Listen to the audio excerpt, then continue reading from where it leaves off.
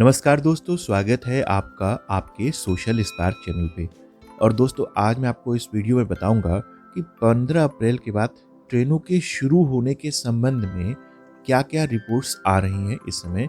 दोस्तों, ये तो तय है कि 15 अप्रैल से ट्रेनों का संचालन शुरू हो जाएगा, क्योंकि रेलवे ने इसकी तैयारी भी शुरू कर दी है।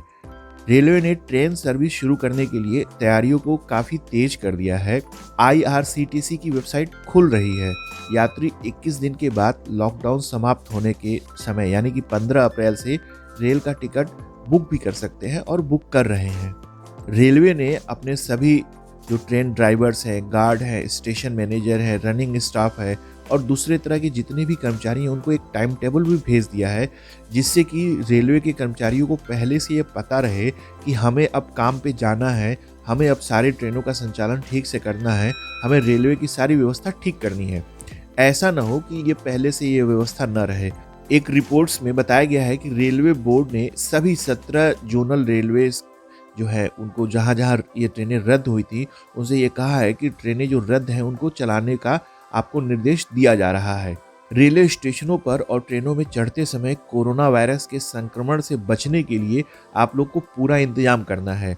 इसमें यात्रियों की थर्मल स्क्रीनिंग से लेकर अन्य जरूरी जितने भी उपाय हैं वो सारे के सारे करने हैं।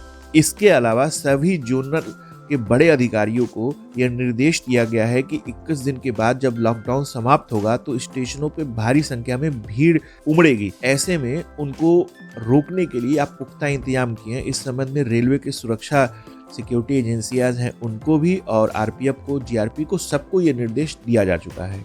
दोस्तों, यह एक इन्फॉर्मेटिव वीडियो है। उम्मीद है आपको पसंद आया होगा। आप अपने दोस्तों को शेयर जरूर कीजिएगा और आप हमारे चैनल पर नए हैं तो हमारे चैनल को सब्सक्राइब कर लीजिएगा और बेल आइकन का बटन जरूर दबाइएगा, जिससे आपको नए नए वीडियो मिलते रहें। आपको ये वीडियो कैसा लगा ये हमें डिस्क्रिप्शन बॉक्स में जरूर लिखिएगा। अगर आपको ये वीडियो पसंद आया तो अपने दोस्तों को शेयर जरूर कीजिएगा और लाइक कर लीजिएगा। हमारे चैनल पे नए हैं तो सब्सक्राइब जरूर कर लीजिएगा और बेल आइकन का बटन जरूर दबा दीजिएगा, जिससे कि आपको जो भी मैं नए नए वीडियो अपलोड करता हूँ वो मिलता रहे।